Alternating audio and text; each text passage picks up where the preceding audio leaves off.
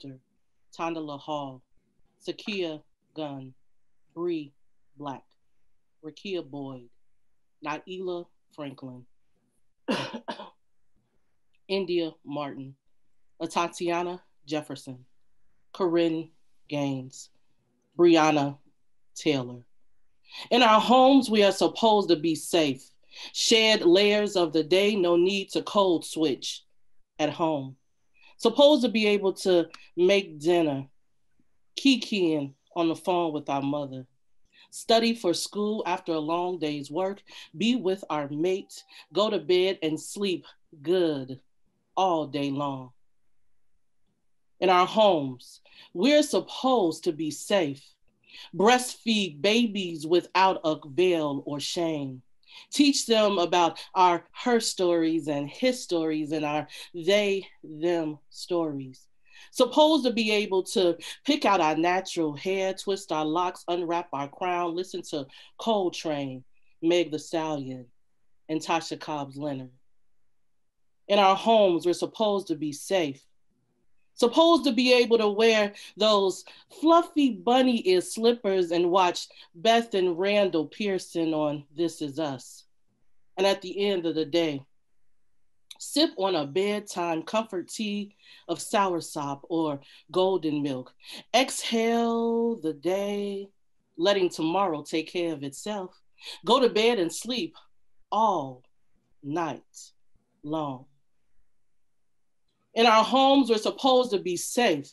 Awakened by the sun, inhale the new day. Hydrate, moisturize, meditate, and pray. In the home of our bodies, we're also supposed to be safe. The right to choose. Not merely put here to birth babies, but to birth ideas, innovation, creation, birth freedom.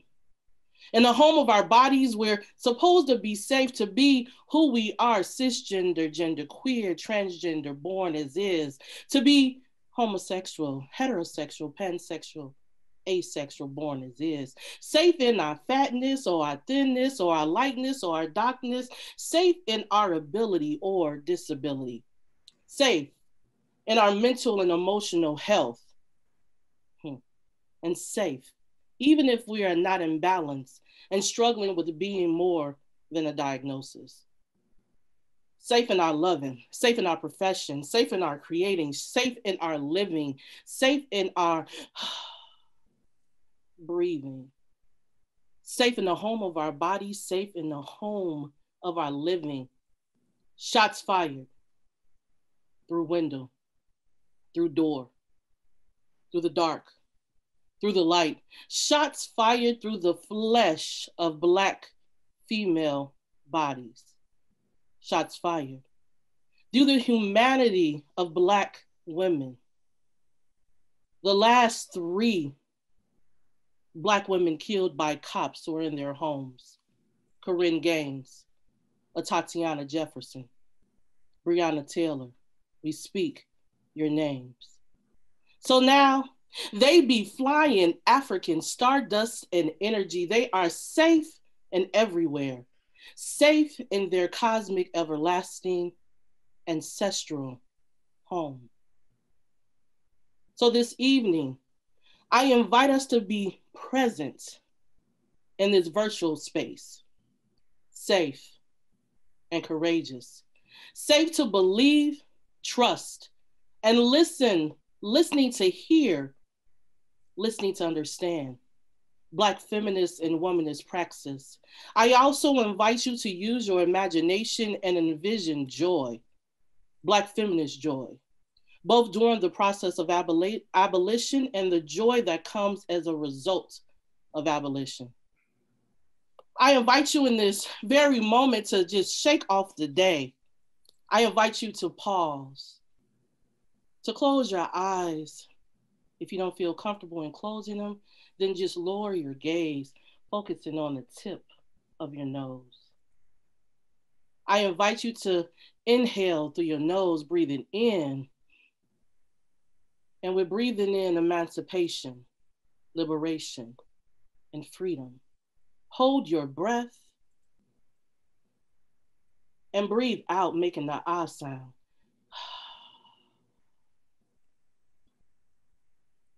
Breathing out, emancipation, liberation, and freedom. I invite you to keep this ebb and flow of breath during this virtual gathering. And at any time, if you feel uncomfortable, I invite you to just shift your little booty in the chair or big booty, whatever size booty you got, just shift it. Shift perspective, shift your body in your seat.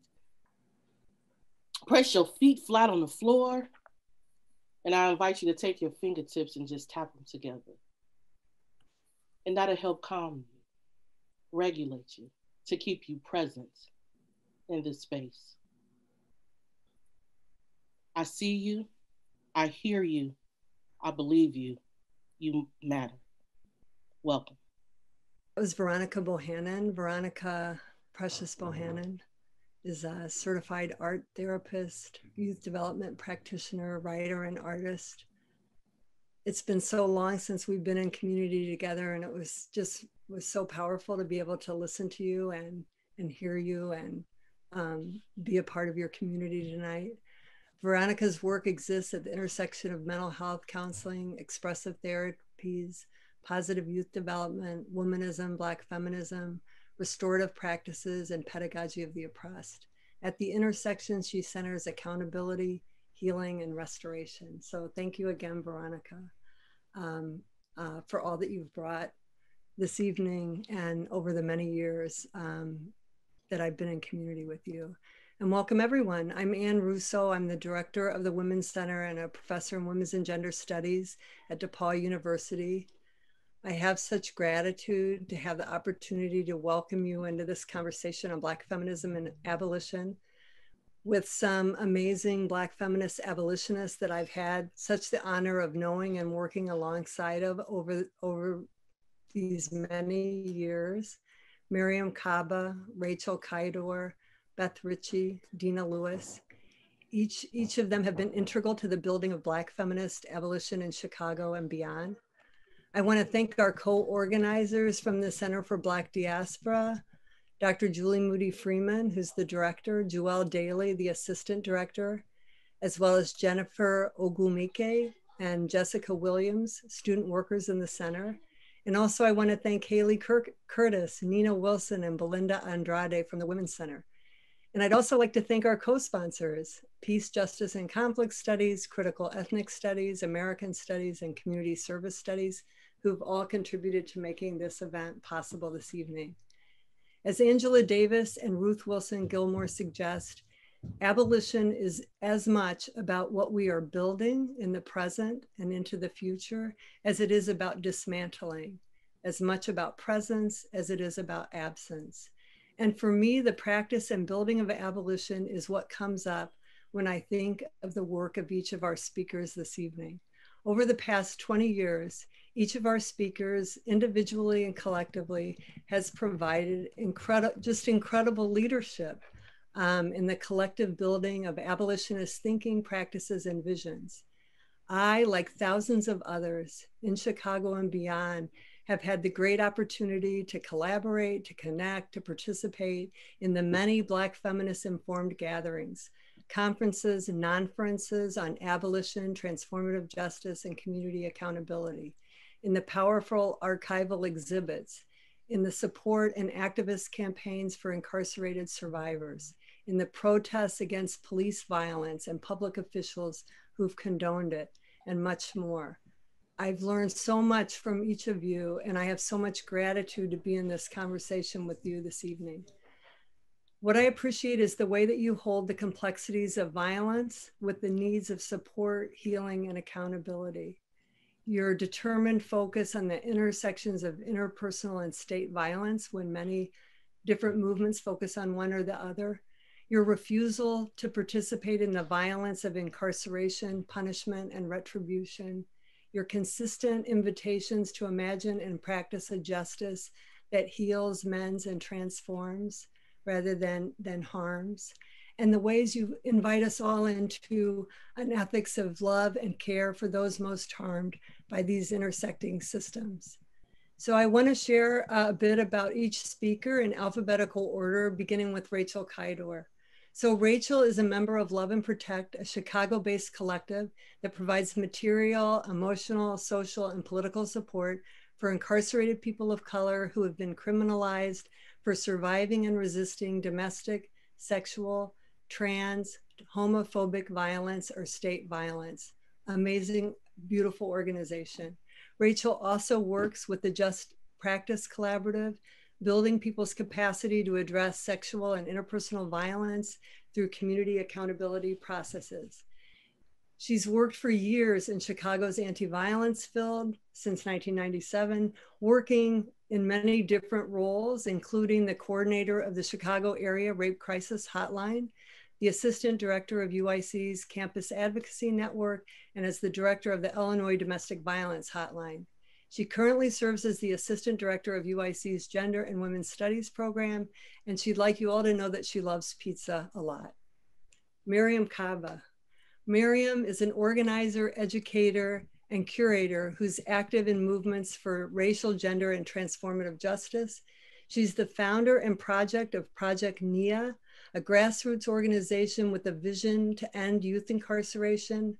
Miriam is currently a researcher at Interrupting Criminalization, Research and Action at the Barnard Center for Research on Women, a project she co-founded with Andrea Ritchie in 2018.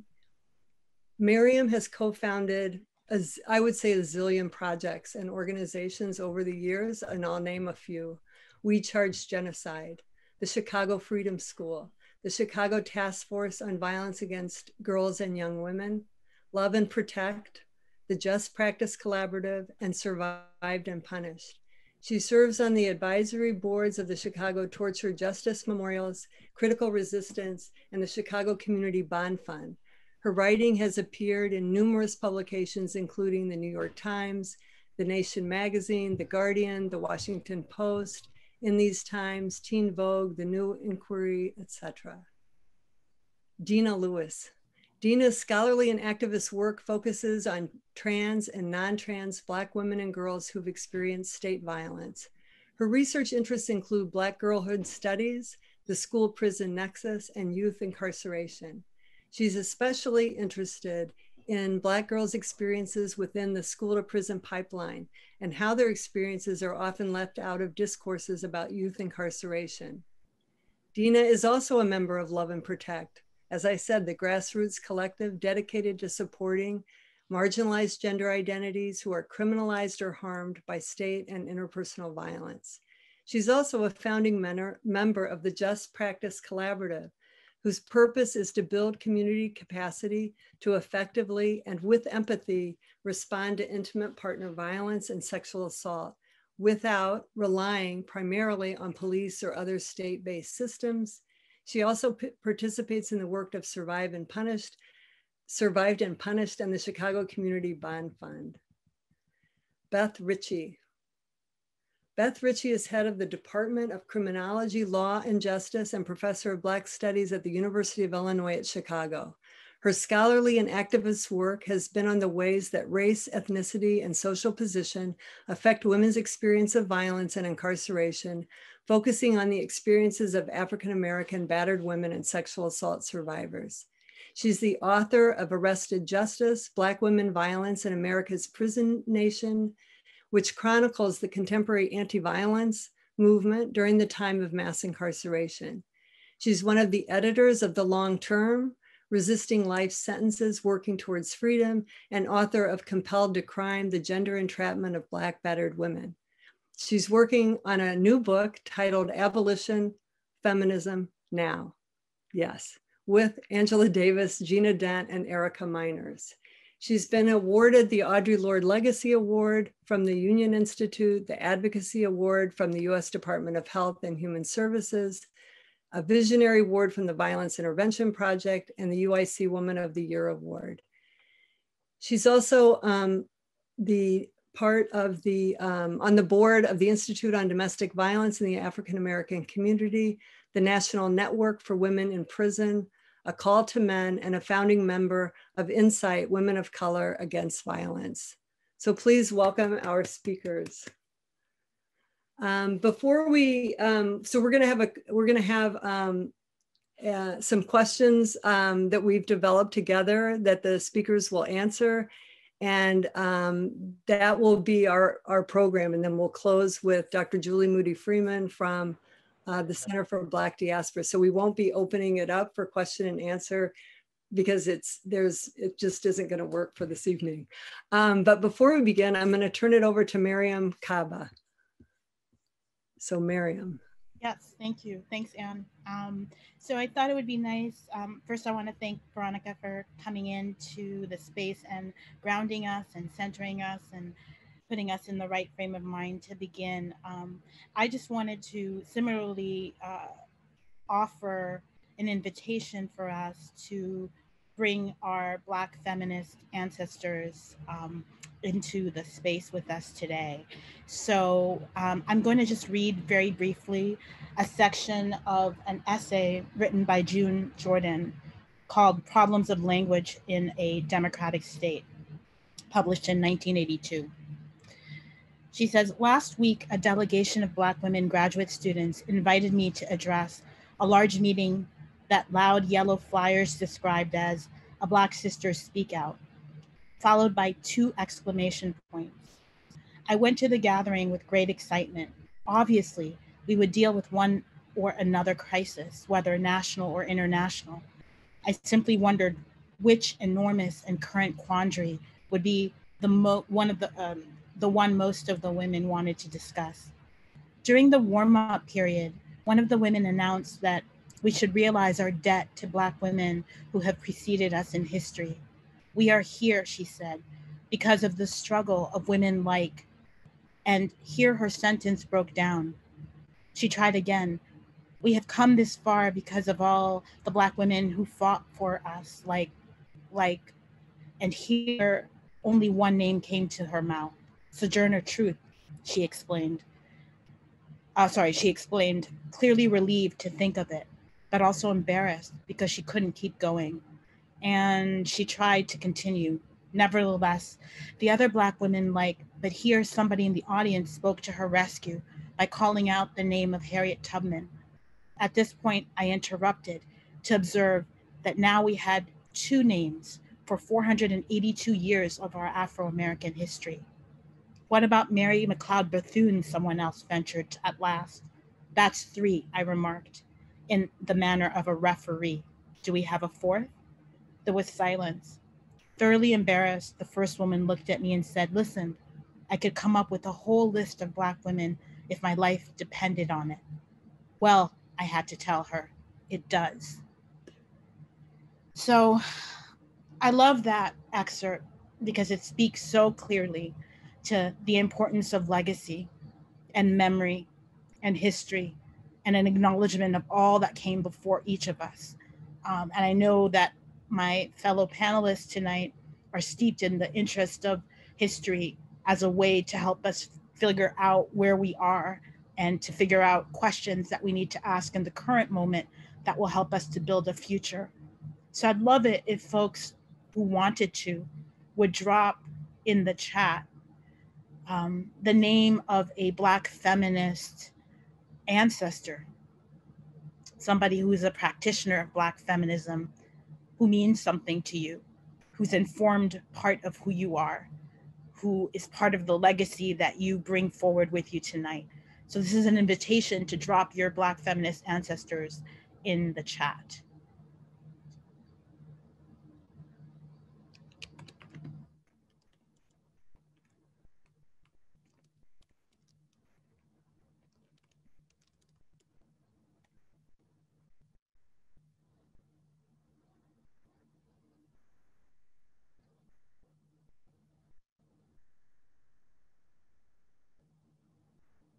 Thank you.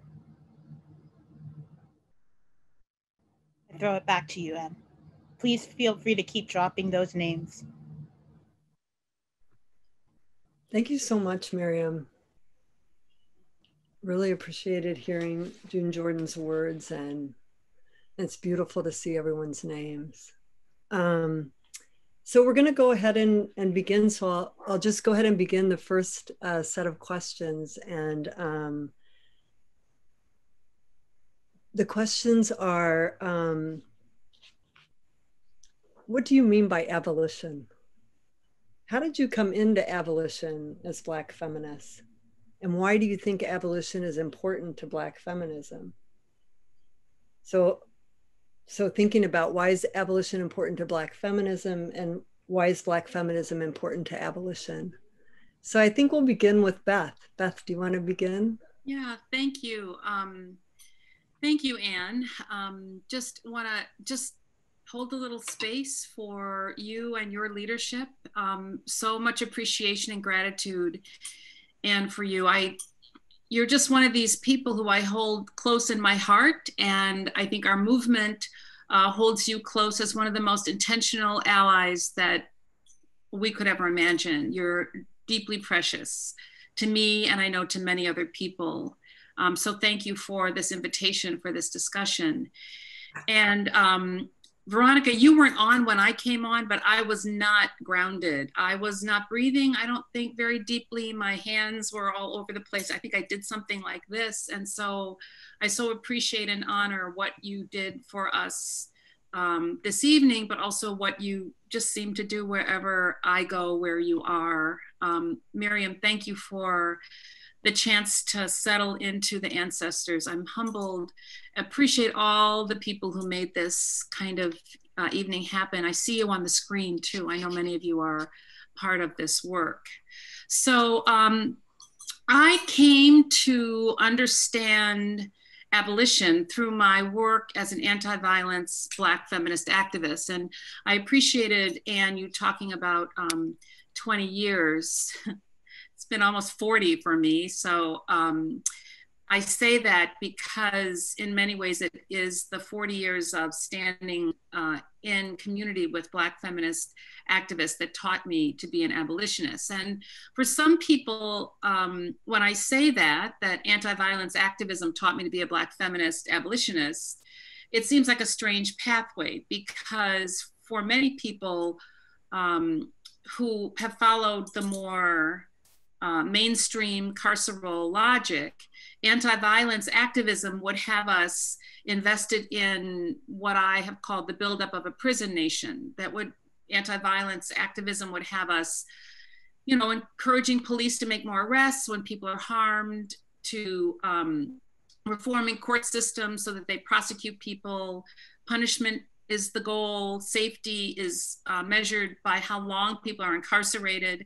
Laws are passed to ensure that people are incarcerated for long times, and funding follows those programs that are invested in the criminal legal system. But listening to women and others who are harmed through gender violence tell their story, and being surrounded by Black feminism, I learned 5 things instead. And I just want to name those 5 things. And Miriam, they are lessons that I really attribute very much to Black feminist ancestors. So Patricia Hill Collins taught me that we need to listen to those who are most harmed about what they need.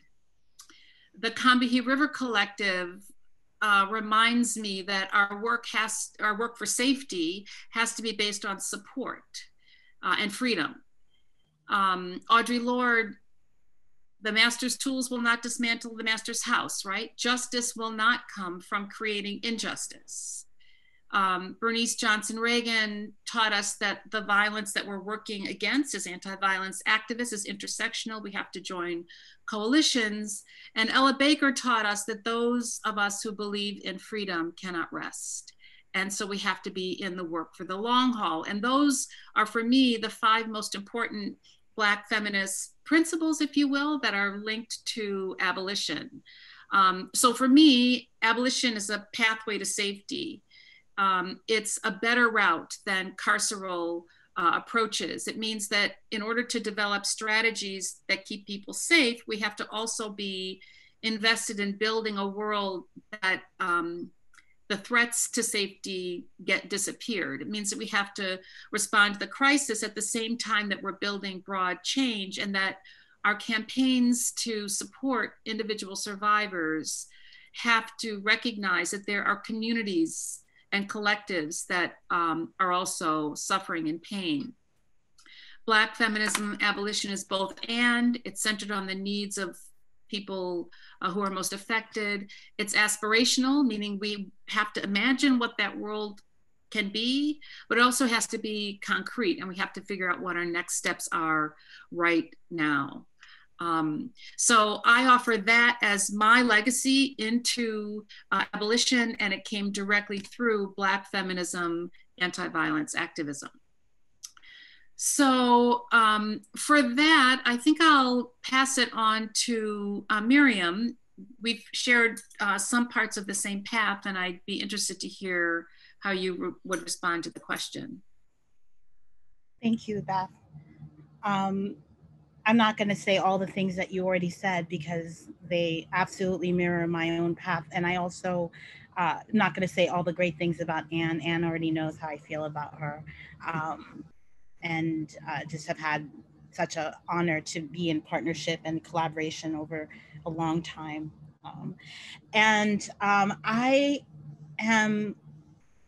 I think about the fact that I'm an abolitionist. I'm a PIC abolitionist, really because I worked in anti-violence work. I don't know if I would have come to abolition if I had been doing other kinds of organizing. Like, at least I wouldn't have come to it at the stage in my life that I did.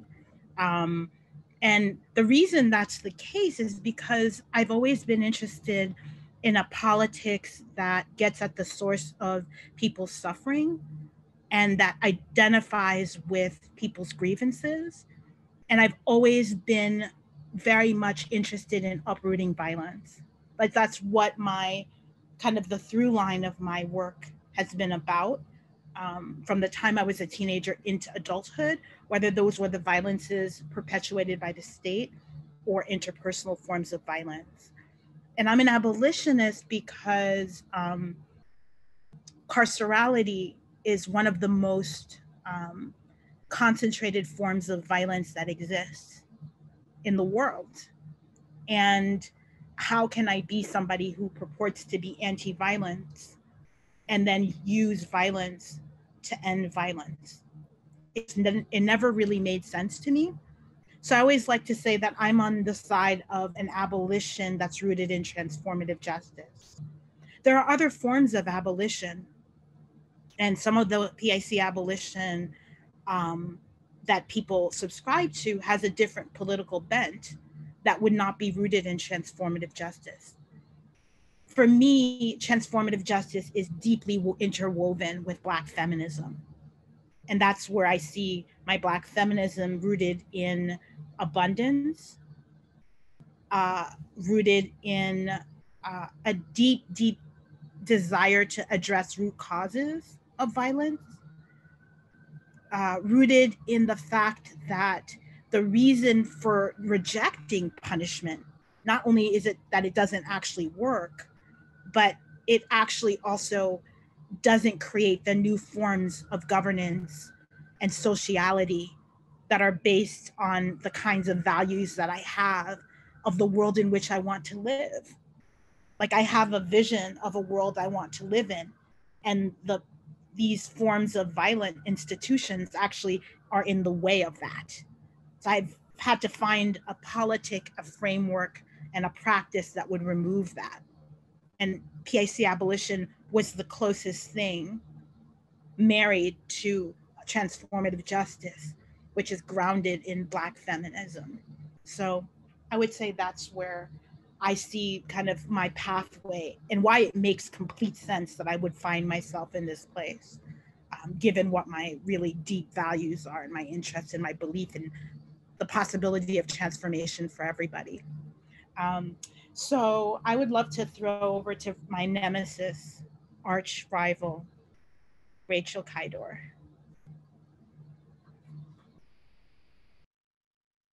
Of course, Rachel Caidor lost the mute button. Miriam. So you all, Miriam and I are arch nemesis, just so you know. And we're going to get in a bickering match at some point during this next 70 minutes, and it's going to be hilarious. And so thank you so much, Anne and Julie. And DePaul, like I live for these gatherings because it just helps me remember, like, not only where I came from, but who my people are and who I'm fighting for. And this sort of like leads me to not only how I came to Black feminism and abolition, but also sort of what drives it. And I kind of was gonna end up an abolitionist, right? Like I had two trajectories working against me for being like a normal person. Like I spent a lot of time doing anti-death penalty work as a, teenager and in college. And, like once you start peeling back the layers of the brutality of the system, like a lot of us, I went to Catholic school my whole life, and we start with this outer layer that's like like murdering people in prison is monstrous. And so like we peel back that layer and then we see that like keeping people in solitary confinement is monstrous. And then the more you peel back the layers, you realize that the entire system is about brutalizing and dehumanizing people, and there's no way to make it an okay place. And so like I was really, really like thinking through as a young person, what does it mean that we have so many people in these spaces that we've just sort of like resigned ourselves to being like the most inhumane spaces on the planet. At the same time, much like Beth and Miriam, I was working in anti-violence, and I, for a myriad of reasons, like for a myriad of really good reasons, like a majority of my clients, for example, were sex workers, and watching the way that the system that is ostensibly designed to support survivors of violence turned on these people because of their work, because of what they did to survive, just like really made it impossible for me to even look at that system as something that would be humane to anyone, right? And so I was really lucky to be able to come into this work like with this sort of like recognition of the brutality of the system. I also was really blessed to like learn a lot of early Black feminist work in college and in high school, because that's just what I did. I cut school a lot and read books that I wanted to, not the ones that were assigned. Don't be like me. But one of the things like that I really learned from Audre Lorde, like everyone wants to talk about the master's tools, and I think that that's really important. But Audre Lorde talks to us a lot about the power of anger and Black women's anger in specific. And Black women's anger, I believe, comes from a deep place of love, not only of self, but of people. And that when you, like, that anger is actually a gift that Black women can manifest and harness to create life and to make the world a better place. And this is where I feel like Black feminism and abolition intersect for me the most, right? Like it's a rage at the system. It's a rage at this sort of dehumanization, and it's a rage at the lack of safety, right? And so like I really feel like abolition for me is very much about what Black feminism says, which is about sort of completely usurping all of the frameworks that we have been using till now, because they're not working for us, right? And so that abolition can't merely be about decarceration, right? To Ruthie's point, to so many other people's point, abolition is actually about creating the world we want to live in, per Miriam, creating safety, per Beth. And that safety has to look like, if tomorrow they shut down all the prisons and people are still abusing their partners, raping women, systematically killing trans women, then I would still say I am an abolitionist and I need things to be abolished, right? Abolition is a process, a project, a framework, and a lifestyle. It's not just a sort of like a tool for the moment, right? It's a commitment to an idea of freedom for everybody and freedom from harm. And that's sort of like, that's how I enter it. And hopefully, I actually hope never to leave that space of seeking abolition, because that means that we will always be taking care of each other. And then I'm going to turn it over to the person who takes care of me so much, Dina Lewis. Thanks. Thank you so much for everyone being here, for Anne organizing this. And it's amazing to be in this space with people who have and continue to teach me so much and have shepherded me along the way. And I'm so grateful to be here. I was thinking about this lineage that I'm a part of. Last week, I did a short lecture for a college class on the lineage of organizing and feminism, especially with Love and Protect, the collective I work with, where Love and Protect fits in this lineage and where I fit in this lineage and emerge as a Black feminist. And so I thought about looking back and categorizing people, or actually without categorizing and labeling people as feminists before the term actually arises. The concepts, the ideology of Black feminism is there. It's in there with our ancestors, the ancestors that we put into the chat. And so I went back to Sojourner Truth, and in 1851, her famous speech, Ain't I a Woman, at the Ohio Women's Rights Convention, and how she pointed to white women, white men, and Black men at this time, who are fighting for equality, supposedly fighting for the ability for people to vote. And she's asking and saying, you're fighting for equality, but what is equality when you cannot recognize me for my humanity, for my own womanhood, for my own Black womanhood, someone who was bought out of slavery and is fighting to end slavery and give rights to, or have rights for other people.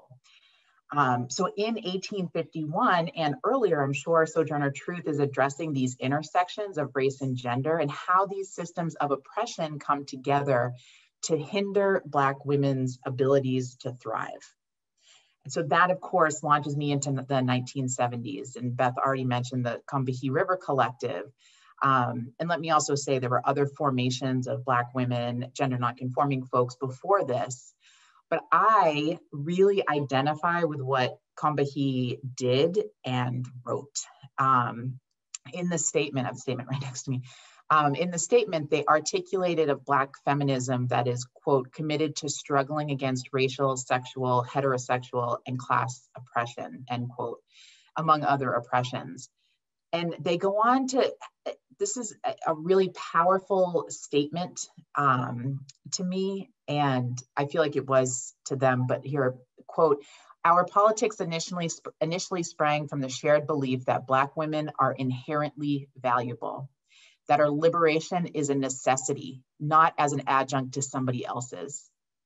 This may seem so obvious as to sound simplistic, but it is apparent that no other ostensibly progressive movement has ever considered our specific oppression as a priority or worked seriously for the ending of that oppression, end quote. So I think about that because of course Black women are inherently valuable. However, it has to be stated because it sounds really simplistic as they say, but people don't recognize that. So that's my starting point. That's my center.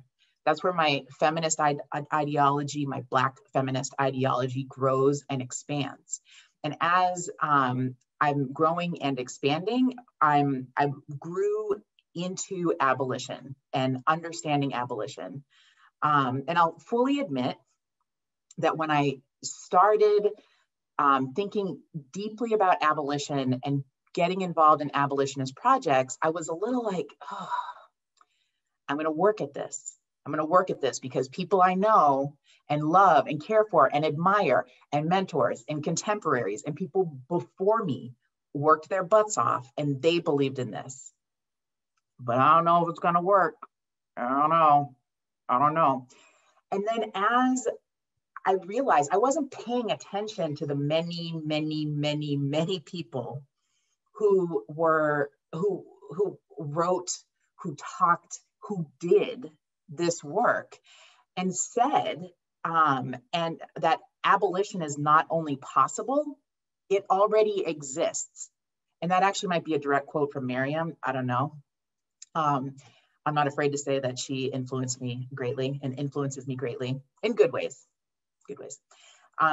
but that this abolition, it already exists, and that the abolition of the criminal legal system and its appendages is possible and achievable.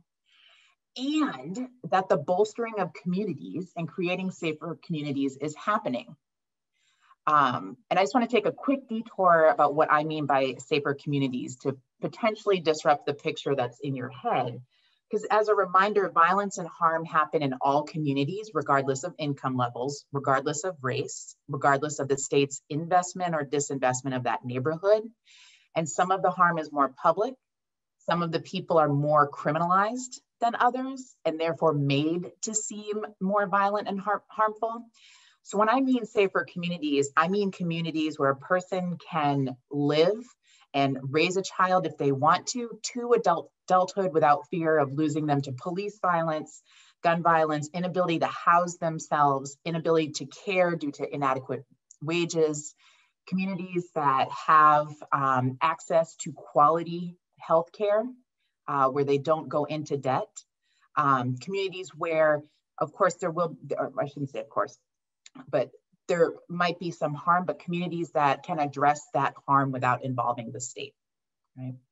And so often when people talk about abolition, they discuss, and others hear, that tearing down prisons and jails is the only thing. And tearing those down, buildings are down and great. Freeing people is what we want. We want people that free. And that's what Rachel was also saying. And then as many other people take abolition as a step further to say that we need to dismantle the entire criminal legal system overall. That's true.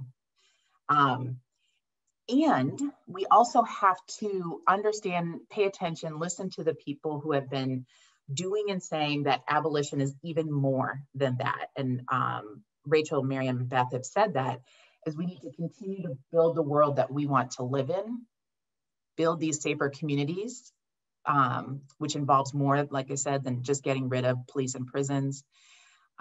It also involves more, this might be a, I don't know. It also involves more than just dropping in healthcare systems, schools, and social workers, because those spaces and folks can also be places or perpetrators of violence. And I want to refer you to the Young Women's Empowerment Project, YWEP, their report on institutional violence, and also Liat Ben Moshe's work and book, Decarcerating Disability, for more information about the type of violence. And so the intersection for me between Black feminism and abolition happens when people talk about the criminal legal system as racist, capitalist, and classist. Yeah, absolutely, without a doubt. And where Black feminists importantly bring to the abolitionist circle is an analysis of the legal system and carceral state that includes patriarchy, misogyny, misogynoir, a concept developed by Moya Bailey, homophobia, transphobia, and how we must dismantle all of these systems, along with racism, capitalism, and classism, to dismantle the PIC, the legal system, the carceral state. And I was listening to a conversation with Shira Hassan and Mimi Kim earlier today, and they were talking about getting at the root causes of issues. And I believe that is what Black feminists and Black feminist abolitionists are working to do. So I'm gonna kick it back to you, Anne. Okay, wow, thank you so much, each of you, for what you brought.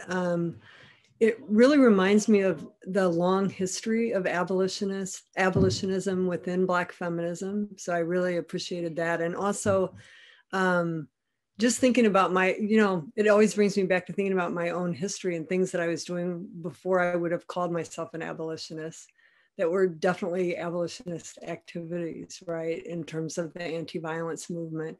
I think often people think the anti-violence movement would be opposed to abolitionism, right? The work around domestic and sexual violence. And yet I think each of you have shown how it grows from that. It really grows from that. And those commitments, that growth, I think is really powerful. And when I was thinking about the work that's happened in Chicago over the last 20 years, even though I recognize that it goes much further back, but thinking about, the last 20 years, thinking about the projects that you all have created and that you've been involved in. And I think it's so powerful because I think that many people will say abolition is it's something that would be way in the future rather than something people are building every day.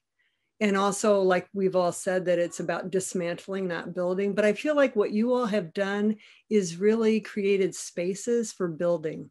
You've helped build the kind of world that we want to live in, or helped create containers for building the skills that we would need, or the kinds of relationships that we need to build together in order to live in a world without prisons and without incarceration and without police. So what I'd like us to do now is to kind of think about some of those, if you want to share some of that work over the last, say, 20 years. Some of the projects that you helped to create and that you feel have really contributed to the building of abolition in Chicago and beyond. I'm also, we are kind of centering it in Chicago because I think there's been amazing things that have happened in Chicago, the kinds of organizations, the projects, the gatherings, all of it, the protests, I think Chicago's been a real center. And you all have been part of that. So I'm going to turn it over to Miriam if you want to start us off, because I think you've been at the center of creation of many, many different projects and initiatives. So I'll turn it over to you. Sure, absolutely. Yeah, I think I'm in kind of thinking through like an arc that is nonlinear, but is chronological to some degree. I'm thinking about Chicago as the place where 2 of the 4 Insight Women and Trans People of Color Against Violence national convenings occurred. The second one that happened in 2002, and the final one so far, the last one that happened in 2015, sorry. There have been 4 of the gatherings, one in California, one in New Orleans, and 2 in Chicago. And I don't think it's a coincidence that was the case. Not only because of Beth's co-founding of Insight, Beth also being one of the people at the table for the Critical Resistance Conference that happened in '98. I don't think there's a way to minimize kind of her presence in Chicago, attracting other people into the city, but also kind of being a magnet for the thinking and work that helps to shape those projects that I helped build. I said this years ago, a couple of years back, when I was doing some remarks at a gathering where Beth was being honored for her scholarship and achievement in kind of intellectual thinking and thought, that, I met Beth before she met me, and I met her through reading an important piece that she wrote in the 1980s that was published in the Black Scholar that was about Black battered women. I read it in college. It was a thing that really spoke to me. I hadn't read anything else like it. And I didn't even have language at the time for how she was talking about Black women and the forms of violences that we were subjected to interpersonally, and the way that the state also was a violator of us. And I took the things that I was reading and trying to understand. And for me, it's always been one of the most important parts of what I think is important in the world is to think about the how of things. There's a lot of people who focus on the what of things, and a lot of people who focus on the why of things. And I think those are important. But my personal kind of like what I feel most driven to contribute is the how. The how are we going to take the ideas that we have and create the containers for those ideas to become collective projects where we can collaborate on the solutions that we want to see in the world. How do we do that? And so it's been for my adult life, and frankly, since I was a teenager, that I've been trying to build those containers in various kinds of ways, through conferences, through convenings, through organization, through exhibitions, which are also a similar process of taking a whole bunch of information, distilling it to its core ideas, telling a story, inviting people into the story, and then asking people to do something now that they know, now that they have this information. What are you going to do with it? What are the actions that you're going to take? So I feel like all the things that I do, the making that I do, Ruthie Gilmore always says that, abolition is a huge part of abolition is about making things. And I really believe that it's a goal of ours is to make as many things as possible, a million different experiments, to figure out ways that we're going to keep making, because we're going to keep failing. And failure, right? Like a lot of the people who write about failure as being a queer thing, that is a thing that we ought to embrace, actually, because it means you're trying a lot of different kinds of things, and you're going to fall on something that is actually going to be the thing that is going to help to get us to the next place, so that we can make more mistakes, so that we find the thing that'll get us to the next place after that. And in this culture, a deeply capitalist, scarcity, shrunken, fear-based culture that we have in the US, that is very tied to whiteness, that particular type of being is antithetical to Black feminist theory, Black feminist praxis and thought, because Black feminism is about love, it's about abundance, it's about non-scarcity, it's about prefiguration, it's about collectivity, right? It's about, a Black feminism is not an exclusive province of Blackness. It's actually very focused on multiracialism in the best sense, multi-classism in the best sense, multi-genderism in the best sense, because what we understand is that we ourselves aren't going to be able to free ourselves by ourselves. That's just not going to fucking happen. And I want to be free. So I'm going to figure out who else is going to be in the mix with us while we're doing that. I think there's a lot of confusion in the land, frankly, and I'm not going to go into it tonight, but there's a lot of confusion in the land about centering, like what that actually means, And our best thinkers told us a long time ago that hierarchies of oppression are deadly for all of us, not just for some of us, but they're most deadly for the most marginalized, because you're never going to be on fucking top, right? If we're going to keep going with that hierarchical model of pain and struggle.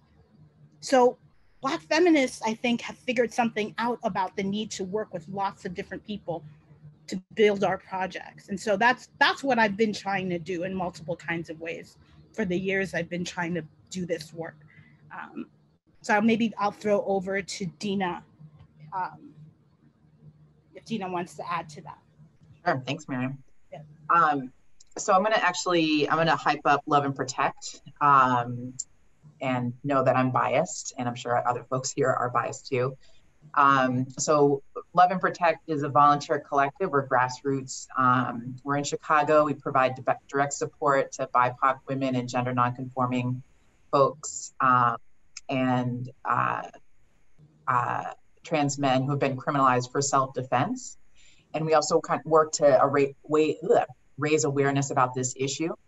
So I want to again go back and do a little bit of history so people know where Love and Protect came from. And so in 2013, it began as CAFMA, Chicago Alliance to Free Marissa Alexander. Miriam, Ayanna Banks Harris, Tasasha Henderson, Maya Shenwar, among other people, co-founded this collective as a support/defense committee for Marissa Alexander. And if you don't know Marissa Alexander, I'm going to drop the drop a link in the chat, but Marissa's from Florida and was criminalized and imprisoned for defending herself against her abusive partner. In 2015, she accepted a plea deal and CAFMA, wanting to continue the work, transitioned into Love and Protect. And so what does it mean to support people on the inside? We're interested or support criminalized folks. So what we're doing is we are providing different types of material support and emotional support to people who have defended themselves against interpersonal violence, and then have experienced state violence by being locked up. And we understand and know that the state in its many forms, including policing, courts, prisons, child protective services, ICE, etc., is actually the main perpetrator of violence in marginalized people's lives, and particularly Black women living in disadvantaged communities. So what we are interested in doing is developing relationships with these folks who are on the inside, and not only saying, hey, we see you, right? Like Veronica reminded us at the beginning of this session. We see you, we care about you, we know you're in there, and we want to build with you. We want to do that, and we want to let the state know, hey, we know someone we love is there. We know that they're there, and you're not going to disappear them, and we're going to keep fighting until they are also free. And I actually have a quote, can't see it right behind me, about that really helps to frame how we actually do the work. We're interested in solidarity, and like many Black feminist groups, not only in Chicago, but all around, we're interested in solidarity and not charity work, because, and as Miriam was saying, if those folks aren't free, we're not free. And I want to be free. I want to be liberated, right? I want liberation. And so I'm going to need to fight for my own liberation, and I'm going to need to fight for other folks' liberation. And also, so that's thinking about the state, but also on the other side, we also want to end interpersonal violence. We want to end interpersonal gender-based violence. Like Rachel was saying, if prisons are abolished tomorrow, and we still have violence rooted in patriarchy, misogyny, sexism, in these other structural issues, then we still need abolition. We still have a lot of work to do. And we don't want to rely on violent institutions that are not safe for women, for GNC folks, for trans men of color, which is what the state and the state fosters that type of violence. So that's one example that I wanted to share before we moved on about Black feminist abolitionist work. So I'm gonna kick it over to Rachel, my organizing homie. Thank you, organizing homie. I gotta warn you all that Dina and I, when we were prepping for this event, spent, I think 45 minutes of the hour we were prepping trying to figure out which one of us is which member of the Wu-Tang Clan. I'm Oh Dirty Bastard. And drop in the chat who you think each one of us is. Please don't. I am the ODB. And so I think Chicago is, I wasn't born and raised in Chicago, but Chicago is, I think, the most amazing place to organize. And Chicago does shit in a way that that no one else in the country does. And I'm not gonna, other places organize in really beautiful ways as well. But Chicago does amazing, amazing work. And I feel really, really lucky that I've gotten to be a part of so many amazing movements. There is no other city in this country that it's admitted that it tortures people in prisons and jails, and then offered them reparations. Like, go ahead and tell me where else people are doing that, and I will be sitting here waiting with my tea. Anyway, but so I feel like one of the most formative, I'm going to talk about two really formative things that happened, that I was a part of in Chicago, that actually led to so many other things. The first was helping organize Color of Violence 2 with Beth. And I'm going to tell you, I remember distinctly like reading Compelled to Crime, and it broke my brain in college. I was like that gif of the guy that's like, that was me in college, pre-gifts and pre-cell phone. And then I remember getting on the Damon Avenue bus and seeing Beth Ritchie on the bus. And I was like, I think that's the person who wrote that awesome book. But more importantly, she had an amazing manicure. And she was like, I was like, you have a really great manicure. And she was like, well, you can't do good if you don't look good. And I was like, we're going to be friends forever. And I was right. But organizing COV2 was such an eye-opening event for me, because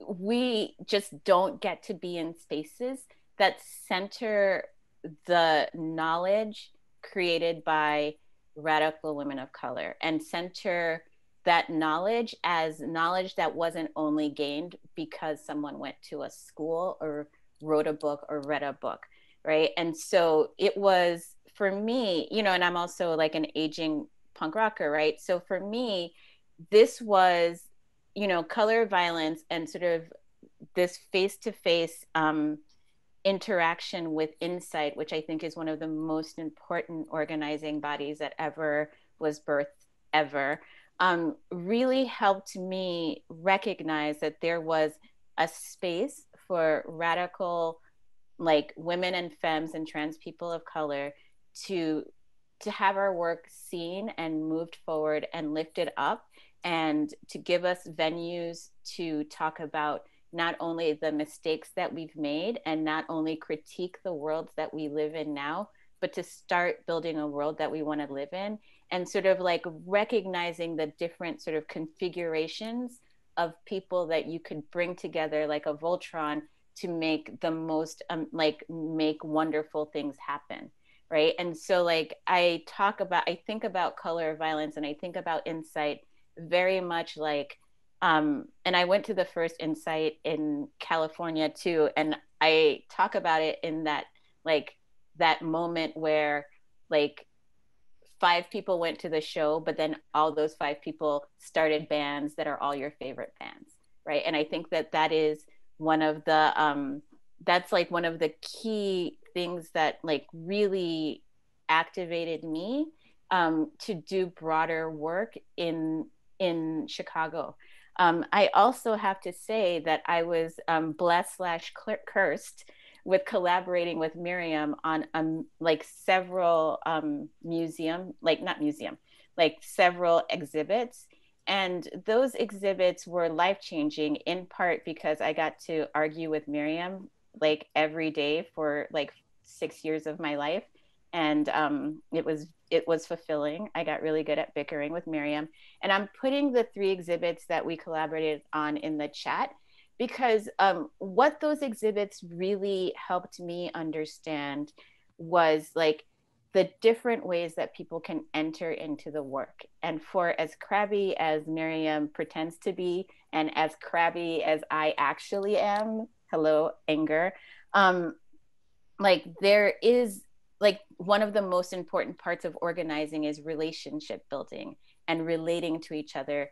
And all of these exhibits were such a useful way for people to come into a topic that they didn't know about and that were scared about, and like find a space to talk about them. So we got together, Miriam, as a benefit for the Chicago Alliance to Free Marissa Alexander, helped put together No Selves to Defend. And I think No Selves to Defend really encapsulated the issue of criminalized survivors for a lot of people.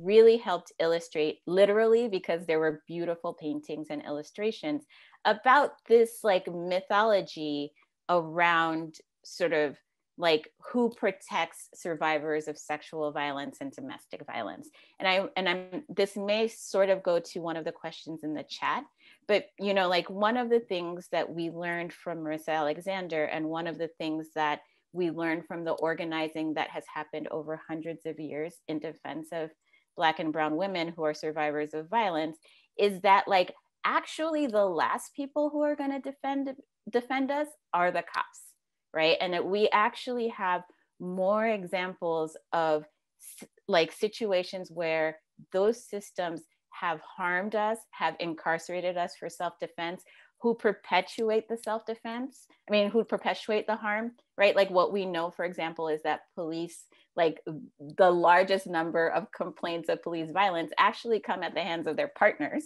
because they go home and beat the shit out of their partners, right? These are not the people I want to call when I'm raped, right?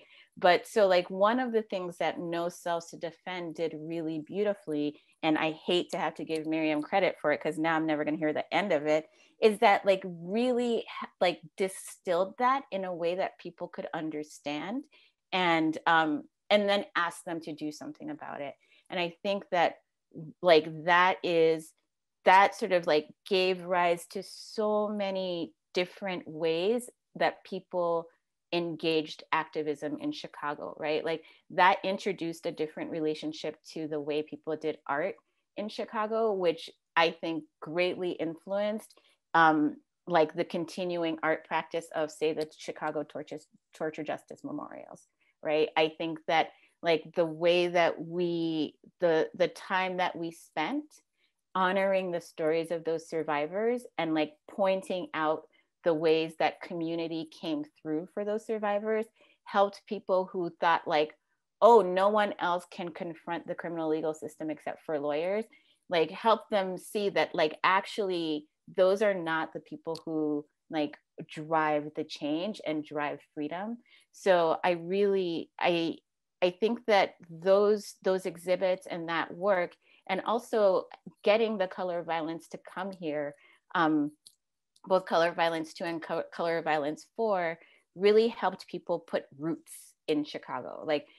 And people don't need to physically be here, but put a root down in the way Chicago organizes, which is about building relationships, which is about telling stories and honoring stories. And it's about making visible sort of not only our mistakes, but our solidarity. And so I dropped some of those things in the chat that Miriam and I did. And of course, like in trying to figure out who's who in the Wu-Tang, I'm gonna kick it over to Beth, who's the RZA, because she is like the G who brought us all together. And so, so please drop some bars on the people, Beth. Wow, well, this has been amazing to hear the perspectives of the legacy. I'm appreciative and honored for the specific recognition, and all of it is just to be spread widely. There are many names of people that could be invoked in this discussion about Chicago abolition organizing. I want to take the risk of naming organizations just sort of randomly. These are about the roots, Rachel. So We Charge Genocide, Project NIA, Asada's Daughters, Love and Protect, Prison Neighborhood Arts Project, Let Us Breathe Collective, BYP 100, Chicago Legal Aid to Incarcerated Mothers, YWEP, Young Women's Empowerment Project. Did I say Brave Space Alliance already? The Black Abolition Network, on and on.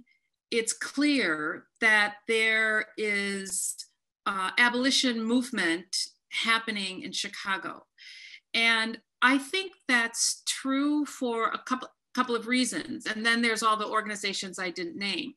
So I want to talk, it's interesting. I also was going to talk about Color of Violence 2 and 4. And I was going to talk about the Color of Violence Conference as the kind of convenings that create joyful space where people work together, sleep together, organize together, eat together, raise children together. It becomes, in a conference, a movement.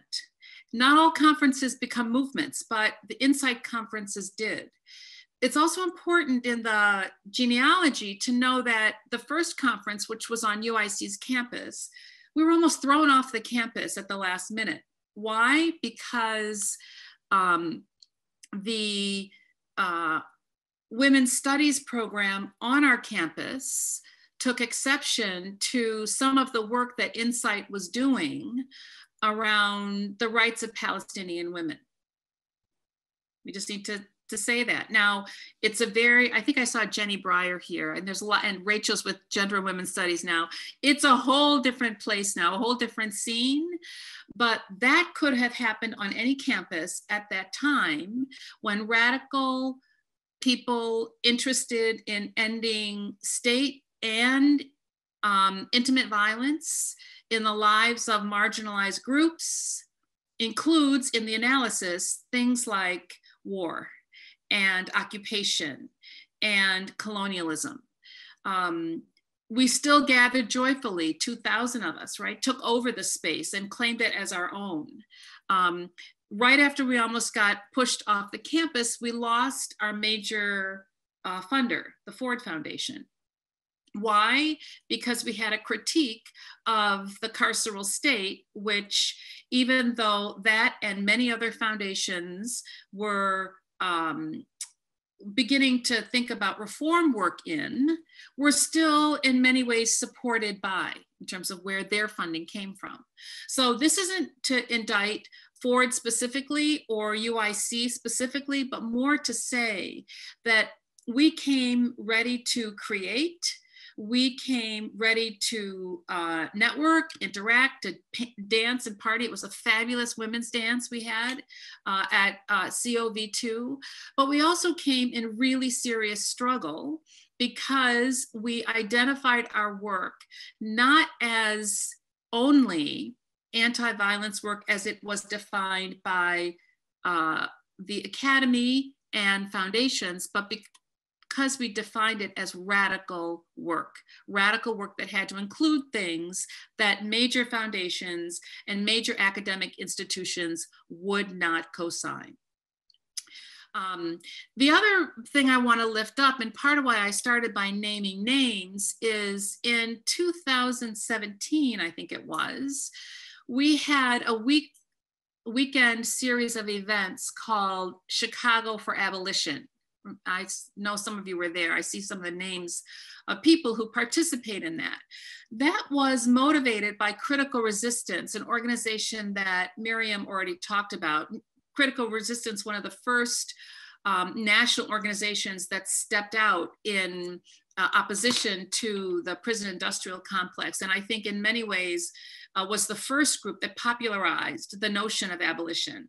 A group that was deeply influenced by Black feminists. Most of the leadership of the origin of Critical Resistance were Black feminists. And so clearly they have been able to do work that's lasted over time because they've embraced Black feminist ideology. In 2017, Critical Resistance came to Chicago as a invitation with some support for us to gather, all of us, and talk about what part of our work in the organizations that I just named and many others, what part of our work is abolition? Abolition wasn't in the title of the organizations. It wasn't even at that time, 2017 wasn't that long ago, but it wasn't even in a major demand of many of the organizations. Black feminists were in leadership in many of them, but they weren't identified as Black feminist organizations at that time. I think what Critical Resistance did in the weekend-long Chicago for Abolition event was create an opportunity for us to name our relationship to each other as abolitionist groups and to name our orientation to our work as abolitionist work and indeed Black feminist work. And I name that because Color of Violence was the joyous space to convene with each other against very strong opposition. The Chicago for Abolition event was a chance to sort of link our arms together and say, we are an abolitionist space, meaning geographic space. And there's long-term work that's going to happen in this city that will be informed by the politics of abolition and Black feminism. And we were going to talk, I don't think we have time to talk about kind of what we hope for the future, but if I can just say, I think one of my hopes is that those of us, whether we're in Chicago or not, who are doing abolition work, will name that work as abolition work now that has deep roots, years and years of organizing, laid the ground for abolition to become a term that so many identify with now. And many people who are in leadership now are Black feminists who are claiming a contemporary kind of abolition work that is critically important at this moment and could not have happened had there not been the historical groundbreaking that so many organizations, including the ones represented by the other panelists and many of you who are you're here with us tonight, you set the groundwork for what I think is the groundswell of Black feminist abolition now.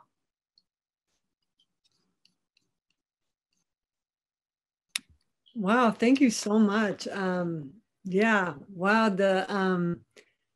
I think that this history is so valuable and important, and I hope we continue to find ways to document and to spread it, because I think exactly what you said at the end, Beth, that it's really laid an amazing foundation, you know, and understanding its legacy and the legacy of Black feminist abolitionism is just so, I think it's so important, especially as we think about, as we move into the future. Like one of the things I've been thinking a lot about is that the way that the term itself, abolition, has come to be used in all these different ways, that is often, you know, not as recognizable, right, of what the kind of abolitionism that you all are talking about. And so we're running out of time, but I wondered if this last question, you could just spend a couple minutes on each of you to think about sort of some of the current campaigns around justice for like Breonna Taylor, right? Or in response to other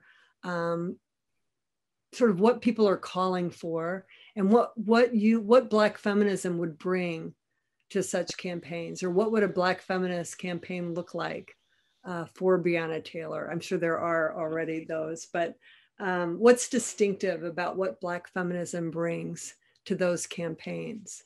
So maybe Rachel, would you mind beginning that? That's an excellent question. Thank you. And thanks for everyone being here.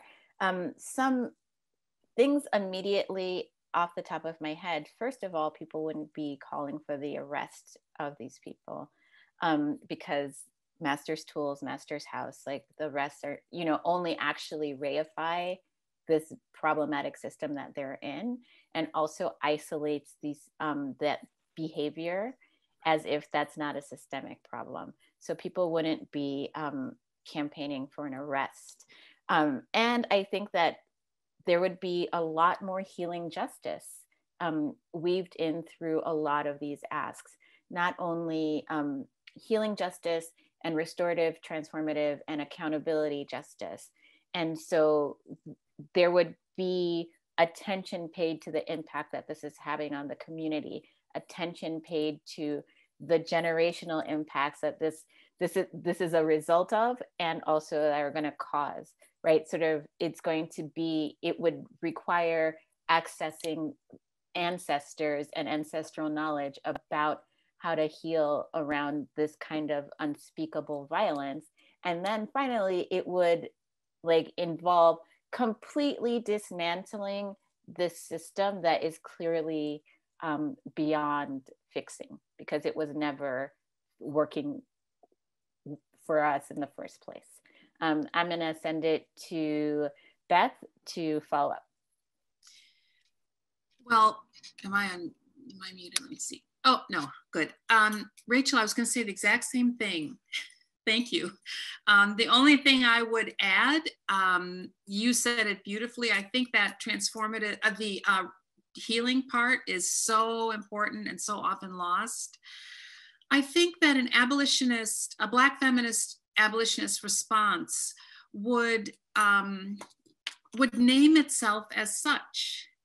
And I say that because I think the youth-led, intergenerational leadership by people most affected, support for her family, the recognition of what's lost in the world because she's gone, the world that we could create instead, what would have been a better world that Brianna wouldn't have been murdered. I think people are talking about that. And people say, as a Black feminist abolitionist, this is the campaign that we're running. And I don't mean to say that as a way to shortcut the hard description of what abolition is, but more to make sure that when the story's written, because freedom has come, that Black feminist abolition is part of that story. And the risk of the Black women's labor, the abolitionists' contribution to liberation being erased, I think is against, counter to the purpose of what we're trying to do. So for me, I want a public declaration of our work as Black abolition feminism. And there's lots of room for everybody in that struggle for justice.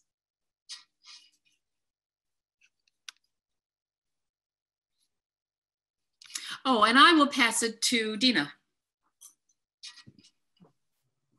Thanks, Beth.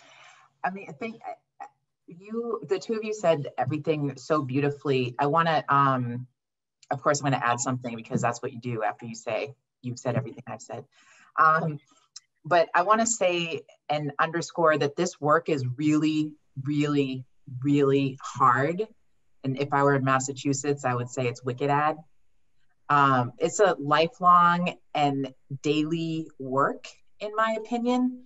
And because we're fighting against years and years and many types of media and an indoctrination and socialization into what justice looks like, we're fighting against that when we're talking about abolition. We're fighting against that when we're engaging in Black feminism. And Andrea Ritchie just dropped a link in the chat to an article that she and Miriam wrote about what justice could look like for Breonna Taylor and her family. And they make, of course, great points. Some of the great points that we need to think about that are actually like, oh yeah, that doesn't make sense. A system that kills Black people is not going to then find justice for the Black person they just killed. That just makes no sense. It will never do that. And so we have to change the way we're demanding justice when these things happen. And Rachel and Beth, set that out clearly. It's set out clearly in the this article too. Think about also material support, right? And other things that can happen for the family. And I'm going to say this might not be popular. Just going to throw it out there, see what people think. And it's not, I'm not saying it's the only thing that these folks should do, but the police officers need to acknowledge that what they did was wrong, extremely harmful, and traumatizing. And that acknowledgement can set forth a path towards healing, in my opinion. Miriam, what are your thoughts? Thank you, Dina. All amazing thoughts from everybody. I so appreciate all of you. I would just say that we're actually living through a really incredible moment right now on multiple fronts. But one of the fronts that gives me a lot of hope for what is to come is the way that mutual aid has proliferated across the country and the world in this pandemic moment. Because at bottom, for me, mutual aid is really collectivity towards survival. And a huge, huge part of Black feminist praxis is collectivity towards survival.